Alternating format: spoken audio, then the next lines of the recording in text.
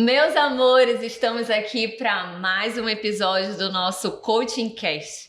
E para hoje eu trouxe uma convidada que é uma querida, que é aí um exemplo de uma mulher bem-sucedida, que conquistou um casamento próspero, que tem um excelente relacionamento aí no pilar da maternidade e que vai passar todas as dicas para que você aí também tenha uma família próspera, que você também tenha uma família de sucesso. E como vocês já sabem, aqui no Coaching Cast, quem começa se apresentando é o nosso convidado. Então eu tô aqui com a Miriam. E Miriam, eu queria começar te perguntando quem é a Miriam?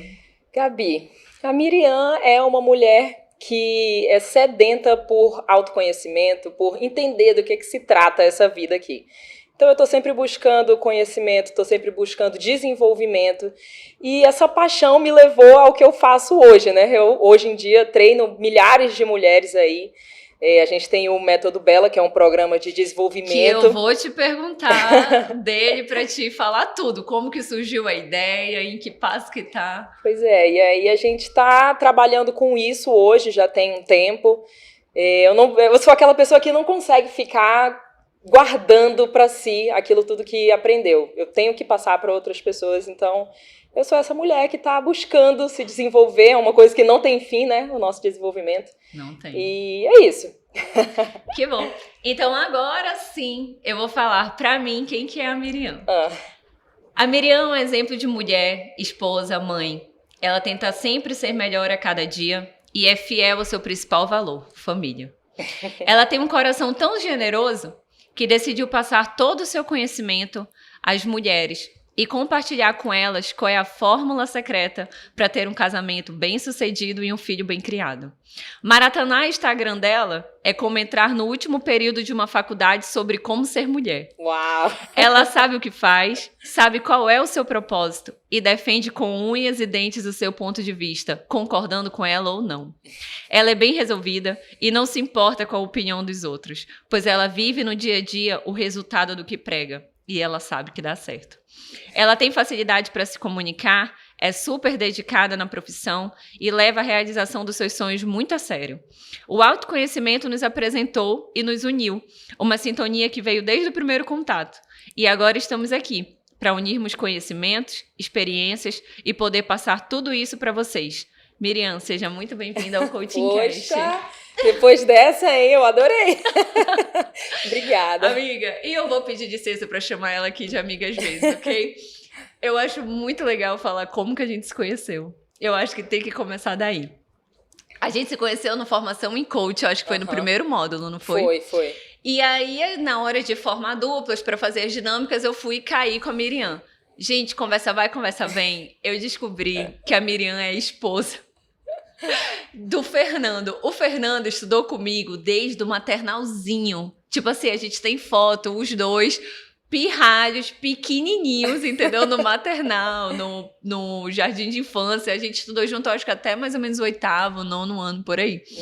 E aí eu falei, meu Deus, esse mundo é muito pequeno. Quando ela mostrou uma foto do Romeu, que é o filhinho dela, eu falei, gente, a cara do Fernando. Né? A cara do Fernando.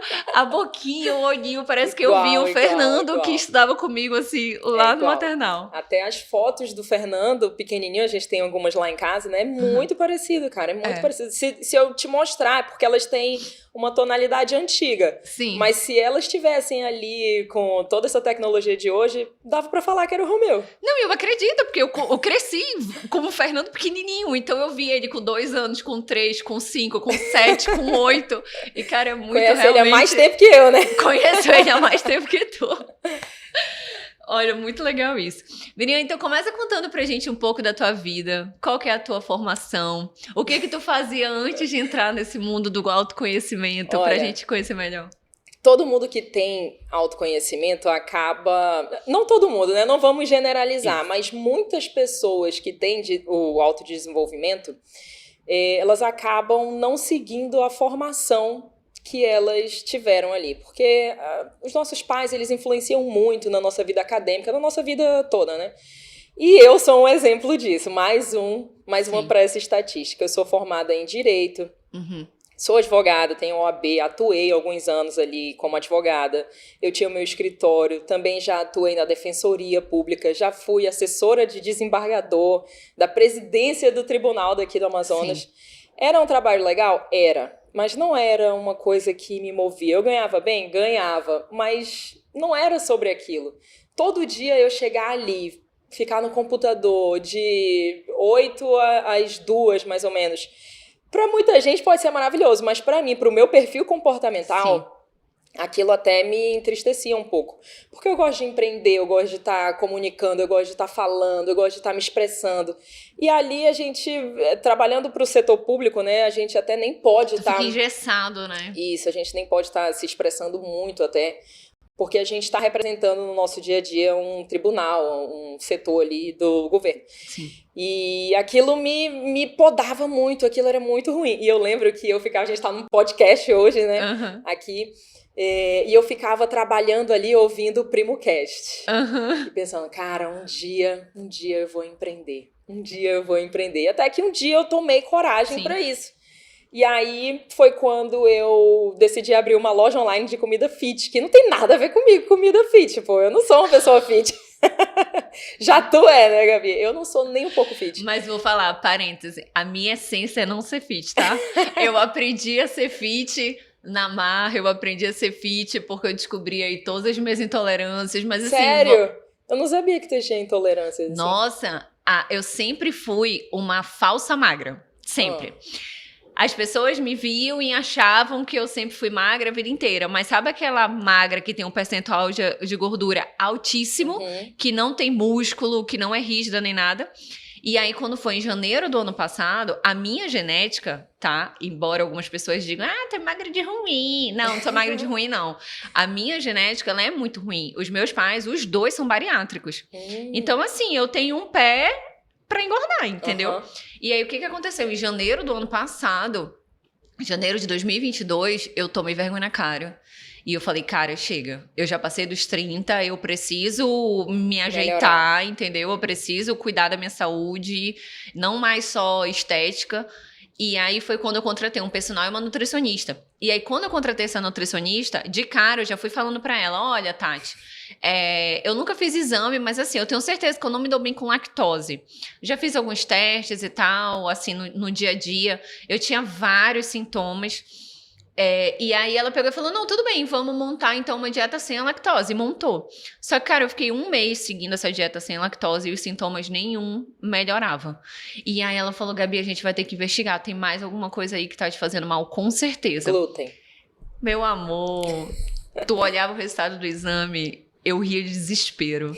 Quando eu fiz esse exame, deu intolerância para mais de 20 alimentos, Miriam. Eita! Alho, cebola, clara de ovo, gema de ovo, leite. O meu problema não era só a lactose, era a caseína também. Então, leite, glúten, tomate, banana, atum. Gente, muita coisa. Banana? Muita coisa. Deu muita coisa no exame. Cafeína.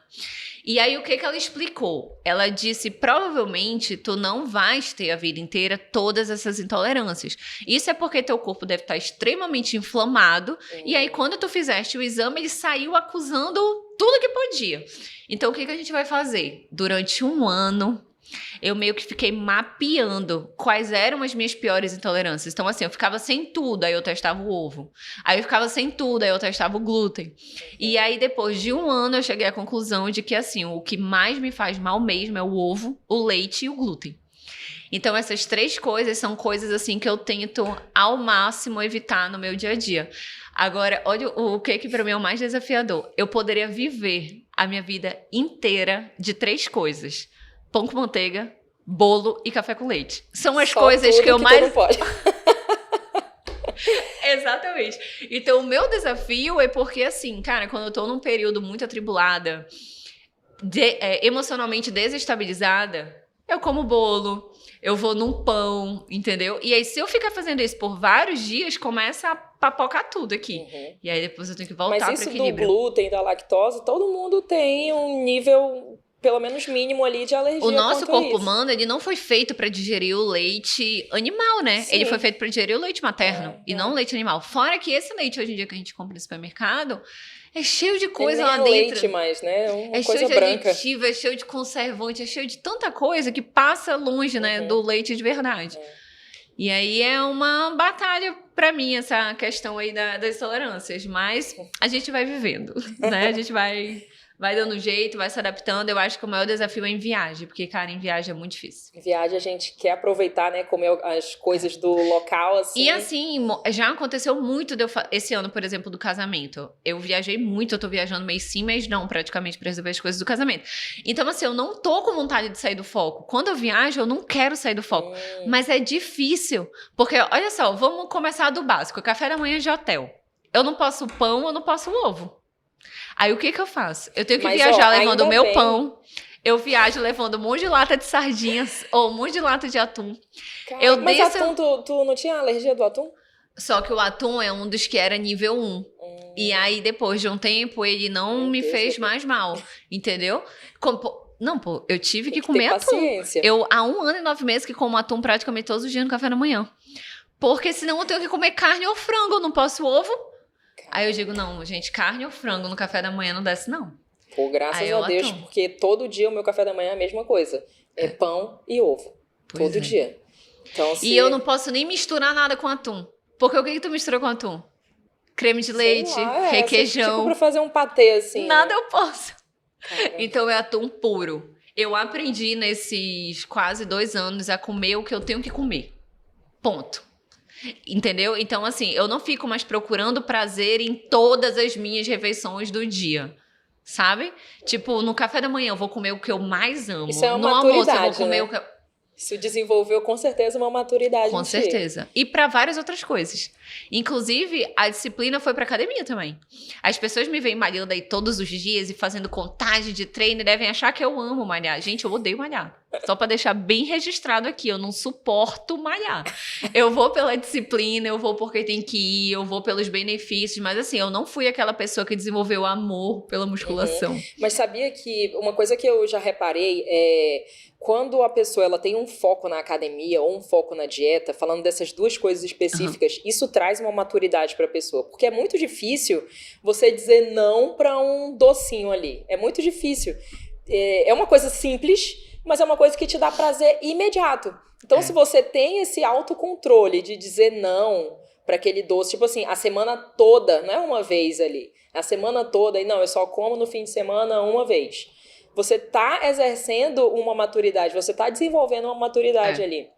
E eu enxergo muito isso nas pessoas que levam a academia a sério, tipo tu, a dieta também, que elas estão desenvolvendo uma maturidade que não fica só nesse âmbito da academia e da dieta. Elas acabam levando aquilo para a vida profissional, para a vida ali amorosa, para maternidade, para tudo. É exatamente isso. A gente desenvolve, a gente reprograma a nossa mente, né? Então, assim, a gente passa a ser uma pessoa disciplinada. E essa disciplina, ela vai para tudo. É verdade. É exatamente isso, é muito importante. Tá, e aí, voltando, eu quero saber como é que tu entraste nesse mundo do autoconhecimento. E em que momento tu falou, acha assim, eu vou pagar o preço, eu vou viver a jornada, eu vou largar a advocacia e eu vou atuar nisso aqui. Me conta como que foi essa Gabi, tua entrada, essa transição de carreira. Pra falar isso, né, eu tenho que voltar um pouquinho atrás para te contar um pouquinho da minha história. Eu fui uma menina que... eu tenho 6 irmãos. Tu és quem na escala do... Eu sou 6? A número 4. Tá. Meu pai casou, teve o primeiro casamento dele, teve 3 filhos homens. Aí no segundo casamento com a minha mãe, eu sou a mais velha. E vieram 4 filhos. Então são 7 filhos, 6 irmãos. 5 homens e só eu e a minha irmã Darla de menino. Então ali dentro de casa era um convívio com muitas pessoas. A gente tinha que lidar ali com vários tipos de personalidade. E eu, como filha mais velha, né, a gente tem meio que aquele peso de que a gente tem que ser o exemplo, a gente tem que ensinar as coisas para os nossos irmãos e proteger eles e tudo. Então, eu meio que desenvolvi 2 personalidades. Uma fora de casa e uma dentro de casa. Para minha família, eu era uma pessoa... que fazia tudo certo, eu era a legal, a exemplar, mas fora de casa não, eu fazia, como eu não tinha uma identidade bem resolvida, fora de casa eu me adaptava aos ambientes, então eu fazia o que o ambiente pedia, Eu dizia sim para os meus amigos, eu fazia coisas para eu ser cool, para eu ser legal. E isso tudo me machucava, né? Porque eu não estava vivendo quem eu tinha nascido para viver. Eu Sim. nem sabia qual era a minha identidade. Então eu fui entrando em relacionamentos que me machucaram muito. Eu fui desenvolvendo algumas questões emocionais ali. E eu, pelo meu perfil, né? Hoje em dia eu entendo que é por causa do meu perfil. Eu fui... depois eu enxerguei que eu estava precisando de ajuda. E eu comecei a buscar uma autoajuda. Eu não queria ir num psicólogo, porque eu tinha muita vergonha de falar da minha vida. Eu era muito fechada. Então eu não ia em psicólogo. Então eu comecei a buscar a Deus, né? Sim. Finalmente eu busquei Deus, porque eu tinha ali já 18 anos e eu nasci numa família cristã, mas eu tinha medo de ir na igreja, eu não queria que o pastor orasse em mim, porque ele podia falar alguma coisa do que eu estava fazendo e tal, e meu Deus, o meu Uhum. personagem de casa ia ser destruído. Então, é muito forte isso tudo que eu tô falando. Se eu fosse entrar em detalhes, eu acho que não é o ambiente certo para isso, mas... então, eu era essa pessoa. Eu não queria ir no psicólogo para não me abrir, mas eu comecei a buscar uma ajuda. E a minha primeira ajuda foi Deus. Teve um dia que eu lembro muito bem, até um dia desse aconteceu de eu lembrar disso de novo. Eu tava voltando para casa depois da Uhum. faculdade, eu tava passando por um momento muito, muito, muito complicado na minha vida amorosa, né? Sim. Era um relacionamento muito conturbado que eu tava vivendo e eu tinha decidido que aquilo tinha que parar. Só que eu não tinha forças para parar aquele relacionamento. Quem nunca viveu isso, né? Um relacionamento que você não Com consegue mais certeza. viver nele, mas não consegue viver sem ele. A gente acha, né, que não consegue Uma viver sem dependência aquilo. emocional, né? Que a gente acha que nosso mundo vai acabar se a gente terminar com aquela pessoa. Sendo que o nosso mundo já tá destruído porque a gente tá com aquela Não tem o que pessoa. piorar. Já tá pior, já tá no Exatamente, nível exatamente. piorado.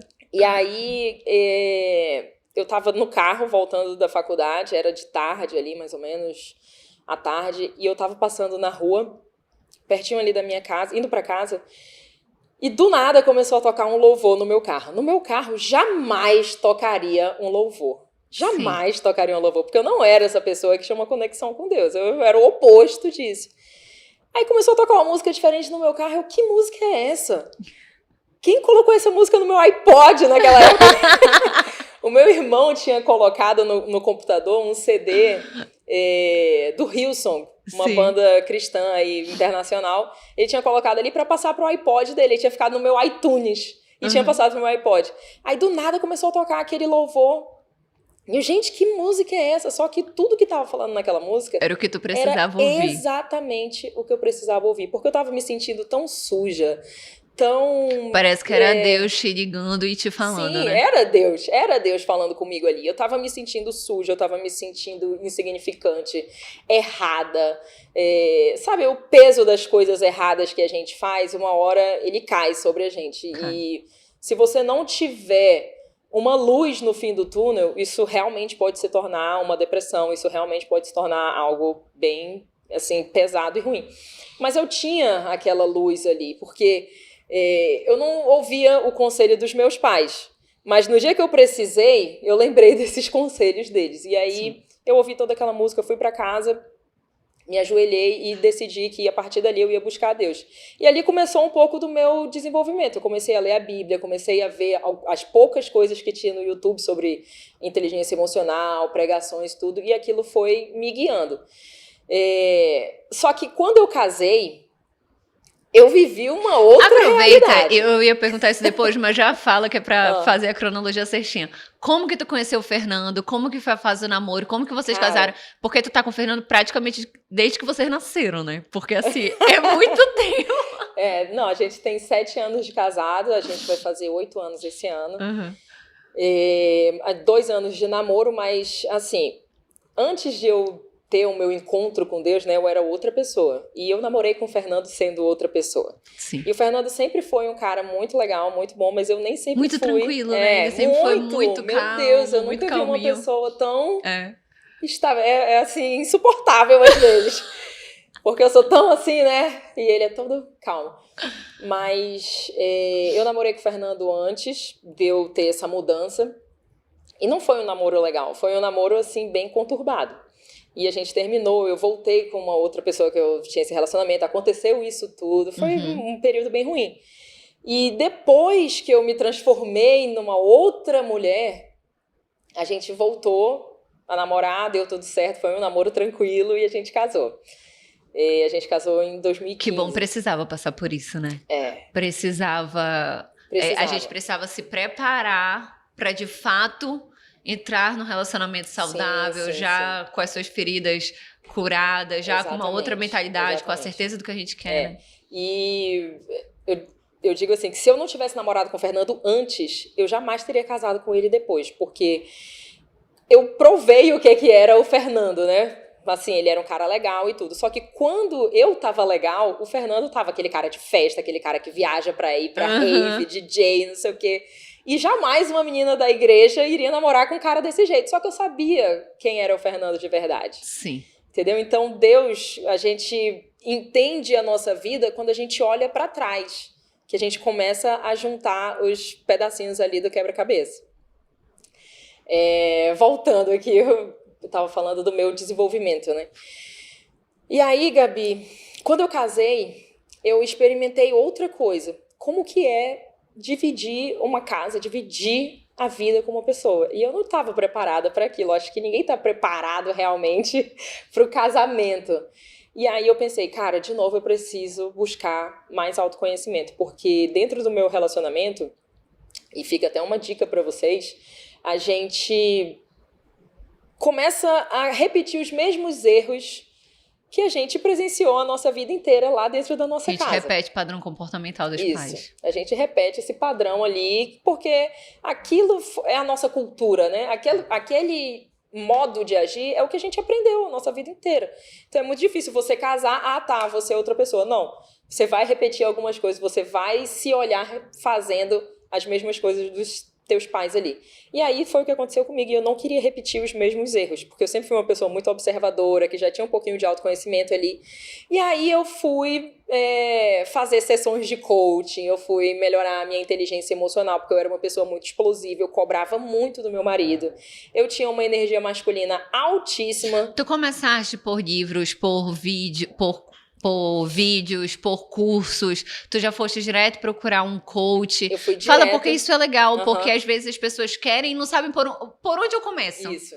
Como eu já tinha lido alguns livros ali no passado e eu já tinha um pouquinho de autoconhecimento, eu fui logo, cara, eu preciso de uma pessoa para me ajudar. Eu tenho que parar com esse orgulho de tipo, não vou falar da minha vida. Tenho que parar com esse orgulho, e eu fui lá atrás de uma coach para me ajudar. Perfeito. E aquilo me ajudou muito. Foram 4 meses de acompanhamento, acho que era uma sessão a cada 15 dias, de 2 horas. E pode parecer pouco, mas tinha os exercícios que eu fazia em casa. Sim. E tem alguém cobrando a gente, né? Eu digo que pra mim esse é o diferencial de um processo de coach, porque tem alguém ali te perguntando, fez? Tá fazendo, não vai sair no meio do caminho, não. Volta aqui que eu tô segurando tua mão. Quando voltava, a primeira coisa era, cadê? Fez os exercícios?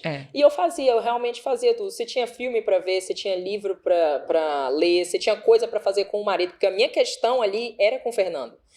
Eu era uma pessoa que cobrava muito ele, então eu cobrava de uma forma muito negativa. Sim. Então eu aprendi muito a como se comunicar com o marido, como cobrar, como interagir com outro perfil comportamental, porque eu sou dominante e o Fernando é estável.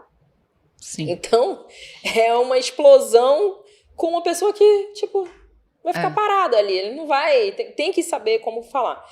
Então, eu fui fazer as sessões de coaching e isso me ajudou muito. E aí eu pensei, cara, eu tenho tanto conhecimento, por que eu não faço um podcast? E eu comecei a fazer um podcast lá de dentro da minha casa mesmo. Eu gravava no iPhone, mandava para um cara para ele melhorar ali o áudio, botar um fundo musical e eu publicava no Spotify. Só que aí tem toda aquela vontade, né, de você fazer mais, tudo, que eu tenho muito disso. Aí eu comecei a fazer no YouTube, depois eu fui pro Instagram. No Instagram, as caixinhas de pergunta, que, cara, é o meu carro-chefe. Isso era mais ou menos quando? A gente tá falando de que ano aí? Isso daí foi na época da pandemia. 2020, 2019, mais ou menos. 2020, por ali. E aí eu comecei a trilhar isso. Eu já tinha minha loja lá de comida fit, que era uma loja online, então eu já sabia como vender as coisas no Instagram, como fazer vídeos. Eu já tinha feito ali alguns cursos sobre isso e eu aproveitei esse conhecimento para divulgar o meu conhecimento de inteligência emocional. E aí eu pensei, cara, eu não posso ficar falando aqui sobre inteligência emocional sem eu ter alguma formação. E foi aí que eu entrei no Formação em Coach, que a gente se conheceu lá. E, cara, é um eterno desenvolvimento, né? A gente está sempre buscando mais desenvolvimento. Depois eu fui fazer uma especialização em neurociência e comportamento na PUC. Tudo isso agregando e sempre tentando levar ali para o nicho das mulheres. Porque eu vejo que hoje em dia as mulheres, elas estão muito desesperadas, assim. Nós já somos naturalmente cobradas. A gente se cobra muito, a gente se culpa muito. E nós temos uma questão a mais aí, né? Que são os nossos hormônios. Então, que é uma loucura. É uma montanha-russa. E que é todo mês. E é todo mês, exatamente. Então, a gente tem que saber lidar com as nossas emoções. As mulheres precisam muito de desenvolvimento nas suas emoções. Precisam muito saber gerir isso. Porque se você não governa as suas emoções, você não tem mais governo sobre nada na nossa vida. É verdade. Todas as nossas decisões são emocionais. Com quem você casa, é lógico que é emocional. Tudo que você vai comprar é emocional. O que você vai comer é emocional. O jeito que você vai educar seu filho. O jeito que você vai educar seu filho. As roupas que você escolhe para vestir são emocionais. O seu corpo é reflexo das suas emoções. Tudo. Então, nós somos puramente emoção. E as mulheres são muito mais ainda do que os homens. A gente precisa dessa gestão das emoções. Então, eu vi que as mulheres estavam precisando disso. Eu sei que eu posso ajudar e eu não podia ficar calada. Então, por isso que eu fui pra internet. E o que eu acho mais legal, Miriam, é que tu, de fato, tipo assim, o que tu vende hoje, né, o que tu defende hoje, tu viveste, tu és fruto da mudança. Isso eu acho muito legal, cara. É igual quando eu vendo um processo de coach, quando eu vendo uma análise de perfil comportamental, cara, eu falo com paixão, eu falo assim com lágrima nos olhos, porque eu sou fruto da mudança, aconteceu comigo, eu vivenciei, eu experimentei antes de querer fazer com os outros, né? Então isso é muito legal. E aí assim, tu foste fazendo, foi dando certo, quando eu te conheci na formação em coaching, o teu Instagram já era, tipo, muito bom, já era uma página perfeita, já tinha muitos seguidores e tal. E em que momento tu falou assim, a partir de agora eu vou seguir só com isso? Eu estou largando aqui definitivamente a área da advocacia. Eu imagino que tu tem que ter pedido, né, pra sair do teu emprego. E eu também quero saber, nesse momento, como que foi a reação da tua família. Porque, assim, hoje em dia, está se falando, né, muito mais nessa questão de coach, de inteligência emocional, de autoconhecimento, de autoajuda. Eu acho que pós-pandemia as pessoas viram o quanto que isso é necessário. Mas, assim, há pouquíssimos anos atrás, ninguém sabia nem direito o que era um coach, não sabia o que se fazia, ainda existia muito preconceito. Muita gente que misturava achava que coach era psicólogo, né? E os psicólogos se doendo porque a profissão estava crescendo. Então, eu imagino que uma família tradicional que na época quis que tu fizesse direito, virar e falar, eu estou largando para viver de autoconhecimento e ajudar mulheres a terem suas vidas transformadas, tipo assim, oi? Então, como que foi realmente essa transição e aceitação da família? Olha, na minha família tem 4 médicos e 3 advogados. Então, era assim, todas profissões bem tradicionais. Ou você vai para medicina ou você vai para direito. E aí eu tive que escolher, né? Eu fui pra direito porque medicina, cara, eu não consigo ver gente aberta, sangue, essas coisas. E aí eu tinha um emprego muito bom, trabalhava lá na presidência do tribunal. Pô, quem não quer, né? Sim. Um trabalho leve, ganhando bem, com notoriedade. Mas não era aquilo que me fazia feliz. E eu tinha muito receio de falar isso pra minha família. Eu imagino. Tinha muito receio de falar isso. Mas eu casei com uma pessoa que vem de uma família que os pais falam, você quer fazer isso? Então faça, vá lá e tal. E aí e ele falava muito isso pra mim, o Fernando. Vai, amor, tu tem que fazer. Não precisa tu sair do teu emprego agora. Começa a fazer Quando tu tiver um resultado, tu sai. Cara, é tão legal ter do nosso lado alguém que nos apoia, né? Isso faz total diferença, muito porque, importante. cara, quando a gente casa, a nossa família é nosso marido. Né? É óbvio que nossos pais vão sempre ser nossos pais, podem nos ajudar, mas assim, aquela pessoa que de fato vai ver tu acordando de madrugada, vai te ver chegando estressada, vai te ver chorando, vai te ver assim, pedindo arrego, é nosso marido. É incrível como o nosso marido, ele tem muito mais intimidade com a gente do que os nossos pais. Por isso que na Bíblia diz que quando você casa, você se torna um com aquela pessoa. Então aquela pessoa, ela não tá ali para ser tua inimiga. Às vezes a gente fica com raiva que o nosso marido fala, olha, você tem que melhorar isso, você tem que melhorar aquilo, aí a gente pensa, ele tá sendo contra mim. Não, ele tá te ajudando. Quando o seu marido fala para você melhorar em alguma coisa, ele tá te ajudando. O nosso marido é um espelho. Então ele vai refletir o que você precisa melhorar. Não fica com raiva dele. A gente tem que aprender a lidar com isso. E muitas vezes, por a gente conviver tanto, eles acabam enxergando coisas na gente que a gente não enxerga. Exatamente. Né? Exatamente. Isso é maravilhoso. E aí ele me apoiava muito. Amor, tu tem que fazer isso. Se tu não gosta, então investe nisso. Investe nisso que tu gosta e fala pros teus pais. E eu morria de medo de falar pros meus pais, né? Só que, cara, chegou um momento que eu não tava bem. Eu acordava e, caraca, tem que botar essa roupa pra ir pra lá e pegar trânsito, não sei o quê. E botava dificuldade pra tudo. E aí eu fiquei grávida e entrei de licença maternidade. Fiquei 6 meses em casa. O Romeu, ele veio no momento planejado por ti, pelo Fernando, ou ele veio no momento planejado por Deus? Ele veio um pouco dos dois. Uhum. A gente tava... Eu tive um susto, né? Um belo dia, eu fiquei com uma dor aqui na minha barriga. E era uma dor insuportável. E aí eu fui pro hospital, né? Sozinha, o Fernando tava trabalhando, eu tava fazendo alguma coisa, ele não pôde ir comigo. E eu fui lá pro hospital, fiz um monte de exames. E um dos exames deu que poderia ser essa dor, um saco gestacional que não tinha dado certo e tal, e eu teria tido meio que um aborto. Sim. Não sei te explicar muito bem como é que foi isso. Uhum. E aí eu fiquei assustada com aquilo, né? Isso nunca tinha acontecido e eu pensei, poxa, então eu vou começar a tentar logo engravidar, porque vai que eu tenho problema e não sei. Eu nunca tinha tentado. E aí eu fui na médica, eu tomei algumas vitaminas, meus exames estavam tudo ok, precisava só tomar lá algumas vitaminas pra ficar mais fértil, né? Sim, sim. E aí 2 meses depois eu engravidei. Então deu super certo. E aí eu entrei nessa licença maternidade, fiquei 6 meses em casa refletindo sobre a minha vida, né? Tive bebê, aí teve toda aquela questão emocional que a gente passa ali no início. E, meu Deus, agora eu preciso me dedicar 100% para essa criança, porque é um ser humano que depende 100% de ti. Uhum. E aí eu entrei num conflito muito grande. Poxa, eu tô vivendo uma coisa na minha vida profissional que eu não queria viver. Eu não queria ser advogada. Eu já tô há anos trabalhando com isso. Eu já tirei minha OAB, que é uma coisa que meus pais queriam. Eu já trabalhei com isso. Eu já cheguei num patamar legal e agora eu quero fazer o que me dá vontade, o que me dá prazer. E eu vou fazer isso dar certo. Eu tenho que fazer isso dar certo. Sim. E aí acabou a licença maternidade, eu não trabalhei mais com isso. E me dediquei lá à minha loja online e a divulgação ali do meu próprio Instagram, porque o meu foco era primeiro eu me tornar conhecida para que as pessoas começassem a se interessar pelo conteúdo, né? E aí foi acontecendo naturalmente, os meus pais viram que eu estava feliz fazendo aquilo, não aconteceu nem um pouco... Viram que estava dando certo, então gerava uma segurança para eles, né, de certa forma. Não aconteceu nada do que eu estava pensando. Muitas vezes a gente pensa assim que os nossos pais, eles vão, não, você não pode fazer isso, não vou concordar e tal.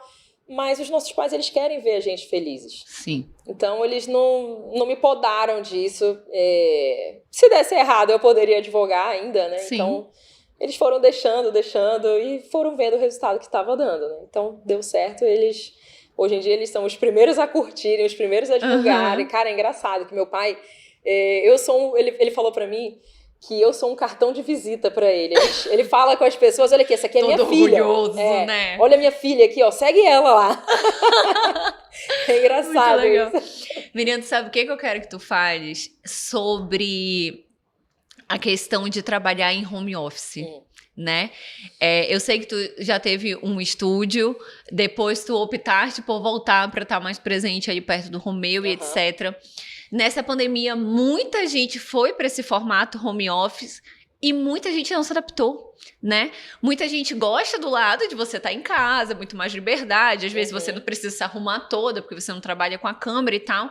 Mas muita gente tem dificuldade de conseguir manter uma disciplina, cumprir horários, né? Não se deixar influenciar pelo que tá acontecendo ali na casa e ficar disperso toda hora.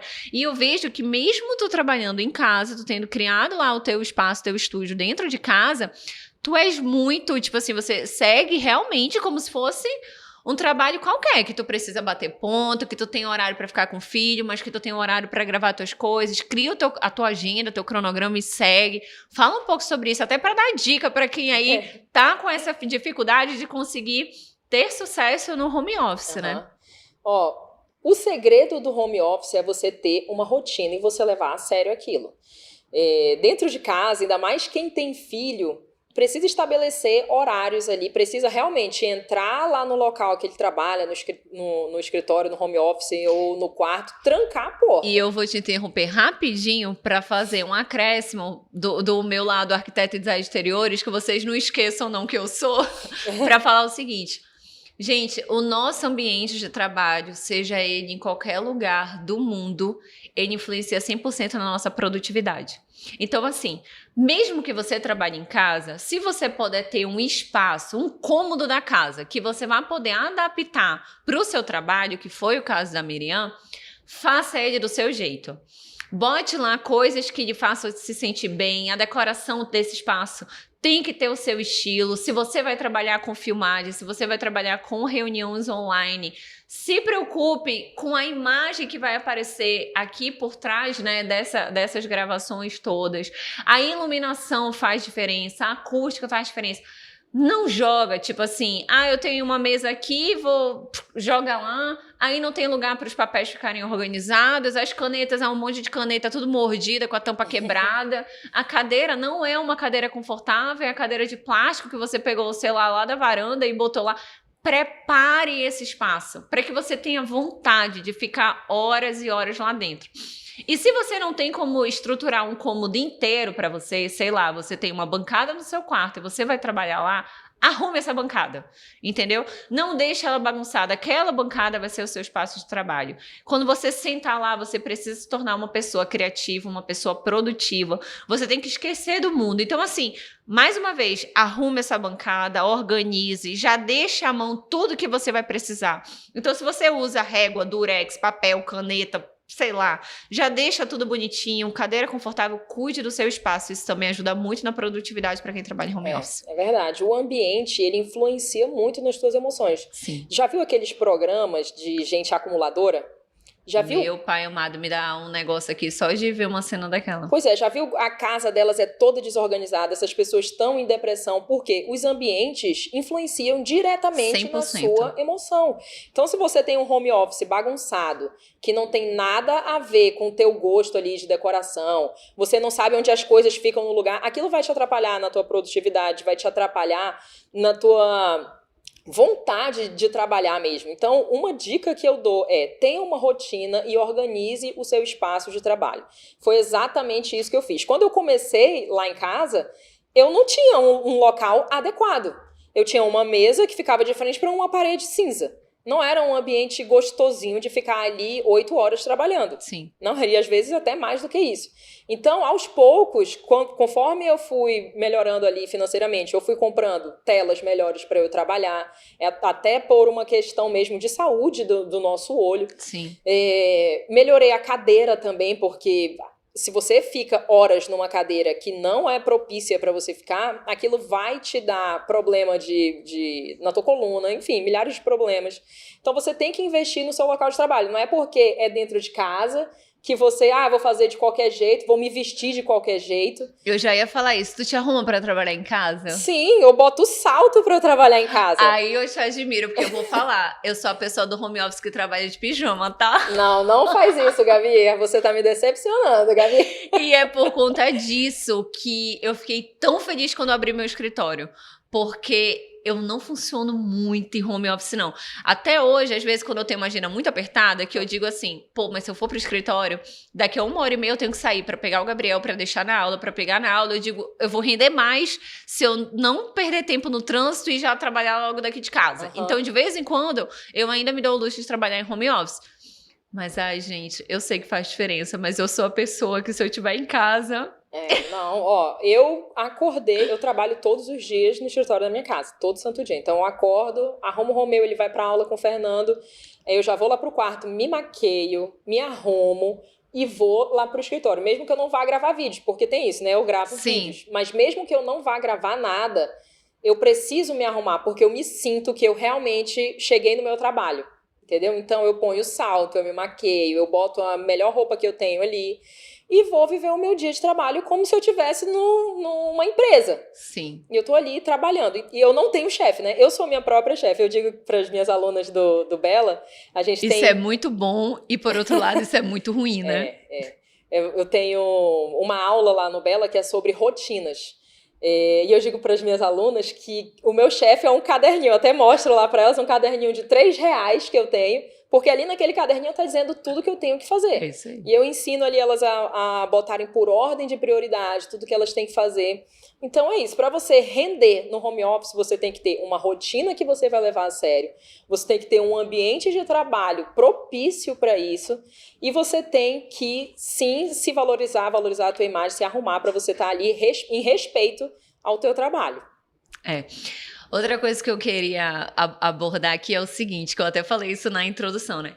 Tu és uma pessoa que hoje... tu não se preocupa mais com o que vão pensar de ti, né? Hoje a gente vê que, assim, se você tem um ponto de vista, é um ponto de vista forte, que você posta no seu Instagram, tem os vídeos que às vezes dão uma repercussão mais polêmica. Eu adoro esses cancelamentos, podem me cancelar, faz bem. É isso que eu ia te perguntar, Miriam. Foi sempre assim? Pelo que tu contaste, aparentemente teve um momento em que tu te preocupava muito mais, né, em ser aceita e etc. Em que momento tu conseguiu romper essa crença a ponto de hoje falar, isso aqui é minha opinião, concordem comigo ou não, me xinguem, me cancelem ou não, isso é o que eu penso e acabou. Olha, quando a gente realmente descobre a nossa verdadeira identidade, a gente não se importa se outra pessoa vai julgar a gente pela forma como a gente pensa, nem nada disso, porque a gente está seguindo o que nós somos verdadeiramente. E quando a gente descobre, quando a gente tem esse desenvolvimento pessoal, a gente sabe que essas pessoas que ficam falando da gente, falando mal, elas estão julgando a gente de acordo com as crenças com a régua delas, né? Isso. Elas estão medindo a gente de acordo com a régua delas. Elas têm ali um filtro no olho que... elas, na verdade, elas falam muito mais sobre elas do que sobre nós mesmos. Então, foi isso. Quando você tem esse desenvolvimento pessoal, quando você descobre a sua real identidade, a opinião dos outros não é tão importante assim. É importante você ouvir algumas críticas e melhorar em algumas coisas, e até as pessoas que te conhecem realmente, elas têm coisa para agregar, mas ali na internet tem um monte de gente que está vivendo uma vida... totalmente conturbada, querendo dar pitaco na vida dos outros. Com certeza. E tu sempre tiveste facilidade pra se comunicar? Não. Tu sempre tiveste facilidade pra gravar vídeo? Porque as pessoas me veem hoje e dizem, nossa, é porque tu domina no vídeo, tu faz vídeo, tu fala naturalmente. Mas as pessoas sabem que há 2 anos atrás, há 3 anos atrás, eu jamais conseguiria gravar um vídeo no Instagram. Nem com filtro, nem com Paris, o que fosse, eu não conseguia. Não conseguia. Isso foi uma desconstrução, né, dessas amarras e uma construção, realmente, como de um foi autoconhecimento. Que tu fez? Cara, eu vou te dizer como é que eu fiz. Há mais ou menos, eu acho, uns 3 anos atrás, eu não conseguia mesmo. Eu me preocupava com o que as pessoas iam pensar de mim. Eu ficava tentando corrigir coisas que eu não gostava em mim. Vou te dar um grande exemplo, meu olho. O meu olho, ele foi uma coisa, por ele ter uma estética diferente, ele foi uma coisa que, desde sempre, as pessoas começavam a conversar comigo, aí elas começavam. Aí eu já ia dizendo, vai, pode perguntar. O que é isso no teu olho? Aí eu dizia, isso, é isso. Explicava, né, toda a questão do meu olho. Então, desde pequenininha eu respondia isso. Minha mãe conta que eu pequena, as pessoas se aproximavam de mim e eu fazia assim, ó. Porque, tipo, eu já não aguentava mais, entendeu? E assim, demorou anos pra eu aceitar isso. Porque a estética do meu olho, ela não é só estética. A estética do meu olho, ela me lembra que eu só tenho mais ou menos 30, 40% da visão do lado direito. Então, assim, foi uma coisa que fez com que eu usasse óculos desde 1 ano e pouco de idade, com que eu usasse tampão por alguns anos da minha vida. Do lado direito eu enxergo tudo embaçado. Então, assim, se eu tô com os 2 olhos abertos, eu enxergo perfeito, porque pro meu cérebro, ele manda todo o comando pro lado esquerdo, entendeu? Mas se eu tapar o esquerdo, eu enxergo tudo embaçado. Então, assim, quando as pessoas falavam, ai, teu olho é tão lindo, ai, não sei o quê, pra mim era tipo assim, mas mal tu sabe que eu sou quase cega por conta dele. Então, assim, demorou muito pra eu aceitar isso, sabe? E isso foi realmente uma aceitação recente, de poucos anos. Por conta disso, eu tentava esconder ele. Cara, eu lembro que quando eu fiz o meu book de 15 anos, que a gente faz aquelas fotos, eu pedi do fotógrafo pra fazer Photoshop em todas as fotos que aparecesse que meu olho era diferente. E aí ele colou o olho esquerdo no direito. Então, assim, todas as fotos eu saí com os 2 olhos verdes. Meu Deus, gente. E assim, hoje eu digo, meu Deus, gente, mas ok, né? A vida, a construção, o importante é que uma hora essa maturidade chegou, essa aceitação chegou. Mas assim, quando eu fazia vídeo, era muito evidente. Principalmente, os melhores vídeos são os que estão numa luz boa, né? Então, ou tu tá na luz do sol, você tá com baita LED aqui no seu rosto, aí que aparecia mesmo. E aí eu não gostava, eu olhava aquele vídeo e eu mesma achava estranho, eu mesma achava feio, entendeu? E eu ficava, ai, não quero, porque tá esquisito, e ninguém vai nem prestar atenção no que eu tô falando, vai todo mundo ficar olhando só pro meu olho. Então foi isso. E aí, como que eu fiz? Eu, aos poucos, fui tentando me libertar disso. O primeiro livro que eu li na vida sobre autoconhecimento foi final de 2018, um livro da Adriana Santana, Nunca Foi Sorte. Eu não sei se tu já leste esse livro. Não. Eu tinha uma época em que eu lia esse livro todos os anos. Então, assim, toda vez, no início do ano, eu reli o livro. Eu fiz isso uns 3 anos consecutivos. E depois desse livro, minha cabeça começou a mudar. E ela fala muito sobre isso. Sobre você começar com o que tem. Sobre você não se importar com as críticas, porque no início vão rir de ti, no início vão apontar seus defeitos, e vai chegar uma hora que o pessoal vai estar querendo te imitar, que o pessoal vai começar a te admirar pelas mesmas coisas que há uns anos atrás você era motivo de chacota pra eles, sabe? E aí eu comecei a tentar gravar uns vídeos, era época de pandemia também. Então eu falei, cara, eu preciso me reinventar. Eu preciso levar a arquitetura para o online. Meio que ficou normal essa coisa de você fazer vídeos. Foi uma mão na roda. Muito, até porque as próprias reuniões começaram a ser tudo por vídeo também, né? E aí, o que acontecia? Eu precisei desenvolver o lado online da arquitetura. Porque eu falei, gente, vocês vão ficar sem trabalhar. Entendeu? Todo mundo, eu acho, né? Quem não era já do online... precisou entrar no online na marra, precisou se adaptar. E agora é tão natural você tá na internet. E agora é tão natural, né? É o futuro, realmente. E aí, o que eu comecei? Eu comecei a fazer vídeos, mas assim, no início, eu gravava, eu assistia, se não tivesse bom, eu regravava, eu usava filtro, tudo aquilo. E aí, aos poucos, eu fui me desprendendo dessas amarras. Eu comecei, vou te dizer o que é que deu muito certo pra mim. Eu comecei a não assistir mais os vídeos que eu gravava. Acabou. Então, assim, eu gravava e postava. Já foi. Eu não ficava assistindo, porque quando eu assistia... postou e saiu correndo. Porque quando eu assistia, eu via muito defeito. E aí eu fui aos poucos. Mas assim, ainda era uma parada que eu tinha que estar com uma luz muito boa. Gravar vídeo de cara lavada, jamais. Jamais. E aí eu acho que essa desconstrução total, assim, eu acho que veio realmente de 1 ano e meio, 2 anos pra cá, no máximo. Deu realmente não ter mais problema nenhum de gravar story onde eu tiver, do jeito que eu tiver, com a luz que a gente tem. Mas isso foi realmente um autoconhecimento, foi igual tu falaste, foi entender a minha história, gostar da minha história, entender que todo mundo tem uma história e que a gente sempre tem algo para agregar na vida dos outros, né? Sempre, cara. Sempre, sempre, sempre. Você sempre tem algo para ensinar. Sempre tem alguém que não sabe algo que você sabe. E aí, quando eu fui entendendo tudo isso, eu comecei a amar a minha história. Eu comecei a amar a história do meu olho. Eu comecei a entender que ela poderia servir de exemplo para incentivar outras pessoas. Entendeu? Que tem outros tipos de questões físicas que não se aceita. E aí eu fui indo. E aí a libertação veio, entendeu? E aí hoje eu não tenho mais problema, hoje eu não tenho mais problema de gravar um podcast, hoje eu não tenho mais problema de dar uma palestra, não tenho mais problema de gravar um vídeo no Instagram. Mas o pessoal veio e acha que foi sempre assim. Não foi não, meu povo, foi não. Foi bem recente mesmo, tudo isso. Comigo foi assim, na época que eu comecei, eu tava um pouco gordinha, não tava como eu tô agora, acho que eu tava uns 12 quilos a mais. E eu não saía legal em nenhum vídeo. E aquilo me incomodava muito. Então eu usava filtro, eu tentava melhorar o que dava ali e postava. Porque a minha vontade de fazer era tão maior, a minha vontade daquilo dar certo. Eu tinha largado uma carreira, eu queria tanto que aquilo desse certo que eu pensava, cara, se falarem de mim por causa de estética, disso, daquilo, dane-se, eu não tô aqui pra ser modelo.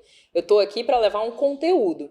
E teve uma frase do Eliezer que fez isso ficar na minha cabeça, que o que você tá fazendo ali nunca pode ser menor. Não, desculpa. O conteúdo é mais importante do que a tua imagem. Na hora que a tua imagem for mais importante que o conteúdo, você se enfraqueceu. Porque a tua imagem, um dia você vai ficar velho, um dia você tá gordo, no outro você tá magro, pode acontecer alguma coisa contigo, um dia você tá doente, aí você não vai aparecer, aí não tem stories pra postar. Mas se você tem um conteúdo pra postar ali, você pode tirar foto aqui dessa caneca e botar um conteúdo. Sim. Entendeu? Então, muito verdade o conteúdo, ele sempre tem que ser maior do que você. Não é sobre você. Não é sobre a sua imagem, é sobre o seu conteúdo, é sobre o que você tem pra agregar na vida das pessoas. É isso aí. Então isso ficou batendo muito forte em mim. E aí, claro que eu vi os meus vídeos, eu não gostava ali da minha estética, e eu fui melhorando o que eu precisava melhorar. Eu tô precisando emagrecer, então vamos emagrecer. Foi fazendo o que tinha que ser feito. Foi. Né? Exatamente isso. Eu tenho que melhorar essa parede aqui atrás de mim pra ficar um vídeo melhor. Melhorei a parede. Eu tenho que gravar mais saindo de casa, porque eu já tenho esse problema, eu fico muito em casa. Então eu procurava ambientes aqui na cidade para que eu pudesse gravar também. Então é isso, a gente tem que fazer o que tem que ser feito e o conteúdo, ele é maior do que você. Não pode ser sobre só a tua imagem. É importante também, mas o conteúdo é mais importante do que isso. É isso aí. E Miriam, tem alguém que, tipo assim, tu sonha em fazer um trabalho junto? Ou uma entrevista, ou sei lá, um podcast, ou fazer qualquer trabalho junto com alguém? Tu quer que eu diga uma pessoa? Não, tem pode tantas falar. Pessoas. Olha, pra ser a primeira pessoa pra eu te falar que eu queria muito com o Thiago Nigro, porque ele foi o cara que me despertou essa coisa de empreender, de ir pra internet, tudo. Lembra que eu ficava lá no computador, lá no tribunal, horas e horas ouvindo o PrimoCast. Do Mil ao Milhão foi um dos primeiros livros também que eu li na vida sobre essa questão financeira de tudo. Então, vou te falar aqui, Thiago Nigro, Camila Vieira. Ai, poxa, a Camila, se ela te convidar, me leva junto, por favor. Leva. Se ela me convidar, eu prometo que eu te chamo também. Tá bom. A Camila Vieira. Cara, tem tantas pessoas, mas eu vou falar esses 2 nomes aqui que fique registrado algum dia quando eu gravar um podcast com eles. Joga pro universo. Vai ter esse feedback, vai ter esse flashback aqui. É isso aí. Agora eu quero falar do Bela. Vamos falar do Bela. Conta como que surgiu, como que foi a criação da identidade, né, visual mesmo do Bela. O que já tá rolando por aí, porque algumas turmas já foram abertas. Fala pra gente desse teu projeto que é lindo. O Bela é um método de desenvolvimento para as mulheres, porque o que acontecia? As mulheres me procuravam muito para falar dos seus relacionamentos. Tô com problema com meu marido é isso, meu marido é aquilo e tal. E aí, quando a gente ia conversar a fundo, eu percebia que o problema era a autoestima dela, era que ela não tinha inteligência emocional, ela não sabia se comunicar. Um simples problema de comunicação dentro de casa. E aí a gente ia tratando essas situações com essas mulheres. E aí eu pensei, cara, ao invés de eu ficar com uma pessoa aqui, outra ali, por que eu não crio um método Sim. que as pessoas consigam assistir essas aulas e aplicarem na vida delas com os exercícios? Isso vai atingir muito mais mulheres, porque eu tenho 24 horas do meu dia, não consigo atender muita gente. Então é muito melhor se eu conseguisse ajudar mais pessoas dessa forma. E aí eu sentei e pensei, cara, por onde que começa o desenvolvimento da mulher? E aí a gente começa trabalhando na autoestima, nas crenças limitantes, na descoberta da tua real identidade. Aí a gente passa para a posição da mulher na sociedade, na família, o que a mulher veio fazer no mundo. Tem um pouco dos princípios cristãos, tem um pouco de história, tem um pouco de política, tem muito sobre inteligência emocional, muito sobre desenvolvimento pessoal. A gente também tem aulas sobre administração do lar, sobre a vida com o marido, quais são os deveres do marido, os deveres da esposa. Então, é realmente um programa de desenvolvimento pessoal para mulheres. Não precisa ser casada, porque eu acredito que toda mulher tem esse desejo, né, feminino de se casar. E o nome Bela é dos 4 pilares, que é a beleza, a nossa beleza interior e exterior. Sim.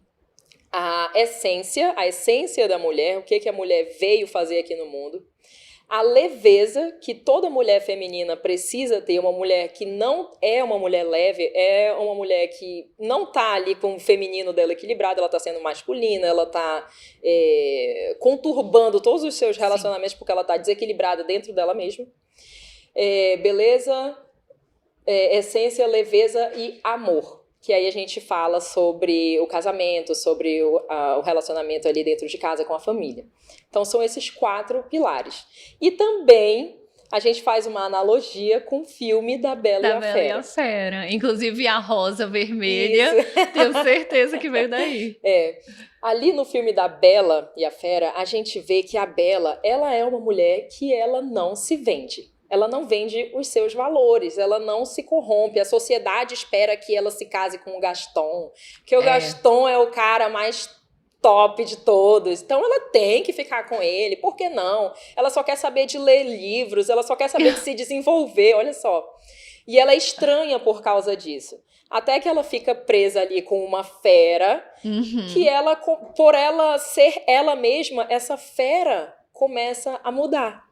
Então, nós mulheres temos esse mesmo poder, fazendo analogia aqui, da Bela. Nós podemos mudar os ambientes que a gente está inserida, nós podemos mudar o nosso relacionamento. Se a gente estiver equilibrada, se a gente tiver inteligência emocional, se a gente estiver cuidando de nós mesmos, se a gente estiver vivendo a nossa identidade. Porque o que acontecia ali com ela era que todo mundo queria mudar a Bela, mas ela não queria se vender, ela tinha os valores dela e ela seguiu firme naquilo. No final, ela teve a recompensa, né? Cara, muito lindo. E como que tá sendo receber o feedback das pessoas que já estão aí imersas, né? Que já entraram nas outras turmas e já estão vivendo aí o processo? Olha, receber os feedbacks das alunas do Bela é uma coisa, assim, emocionante, de verdade. É uma coisa que aquece o meu coração. É melhor do que eu vender para elas, é receber o feedback. Sim. Porque a gente vê realmente mulheres transformadas, casamentos lares, transformados. Né? Lares transformados. E é esse o meu objetivo com Bela. Eu quero transformar os lares dessas mulheres. Porque quando você transforma uma mulher, essa transformação não para só nela. Ela leva aquilo pro marido, ela leva aquilo pro filho. E se você leva isso pro teu filho, você tá levando pra próxima geração. É isso mesmo. Entende? Então, da mesma forma, se você não tem um lar bem estruturado, a próxima geração, que são os teus filhos, não vão ter um lar bem estruturado. Então, é muito importante que você se desenvolva. E receber esses feedbacks é realmente emocionante. E Miriam, para finalizar, se tu pudesse dar um conselho para todas as mulheres, qual seria aquele conselho, assim, ó, de ouro? Olha, um único conselho, é o que eu levei para minha vida. Você tem que se desenvolver emocionalmente. Se você não tem administração das suas emoções, você não consegue mais administrar nada na sua vida. Você não consegue ter uma carreira bem equilibrada, você não vai ser uma mulher vencedora. Às vezes a gente está tão atrás ali de dinheiro, de uma posição, status, e esquece das nossas emoções. Mas as tuas emoções, o teu comportamento pode colocar tudo abaixo se você não conseguir controlar ele. Então, para você ter sucesso na sua vida, você precisa se desenvolver, buscar esse desenvolvimento da tua inteligência emocional. E a partir daí, todos os pilares da tua vida vão ser reequilibrados. É isso aí. Gente, eu quero falar para vocês, antes da gente encerrar aqui nosso episódio, sobre esse espaço, que é o espaço que a gente está fazendo as gravações do Coaching Cast, para dizer que se você deseja ter um espaço para gravar vídeo, outros tipos de programa, o próprio podcast, ele é um espaço totalmente pensado para isso, eles fazem locação e ele também pode ser seu, tá bom? O nome desse espaço aqui é o Quarto Poder Podcast. Amiga, amei te ter aqui. Ai, obrigada que pelo convite. Que bom. Já tô com saudade de fazer curso junto com você. Vamos arrumar um outro aí pra gente fazer. Olha, desejo muita prosperidade no seu lar, muita Amém. Abundância, muito sucesso no seu casamento com o Fernando, muito sucesso na vida do pequeno aí, que já cresce. E eu tenho certeza que vai se tornar um adolescente, um adulto, né, já com seus valores restaurados, já diferente de um lar, provavelmente, onde você cresceu. Né? E tudo isso porque você buscou a mudança, você buscou fazer diferente, quebrar aí essa repetição de padrão, né, que às vezes a gente faz até de forma inconsciente, na maioria das vezes, verdade. Tá bom? Obrigada. E desejo muito sucesso, quero te ver aí do lado de Thiago Nigro, quero te ver do lado de Camila Vieira, nesse dia eu espero estar do teu lado também. Eu vou te levar. Por favor, tá? Obrigada pelo convite. Desejo muito sucesso pro teu podcast. Muito legal aqui o espaço, tá de parabéns. Eu adorei a condução aqui do podcast também. Que legal. Me convida mais vezes, eu venho. Te convido. Não, gente, inclusive no início eu falei assim, ó, que esse episódio ele tinha tudo pra ser diferente, que eu que ia ser entrevistada pela Miriam. Porque pra mim isso é um projeto super novo, mas ela aí já tá expert, meu amor, em participar, fazer participação aqui, ali, em conduzir. Mas é isso, gente. Muito obrigada por todos vocês que assistiram até aqui, tá bom? E até o próximo episódio. Beijo, tchau. Tchau.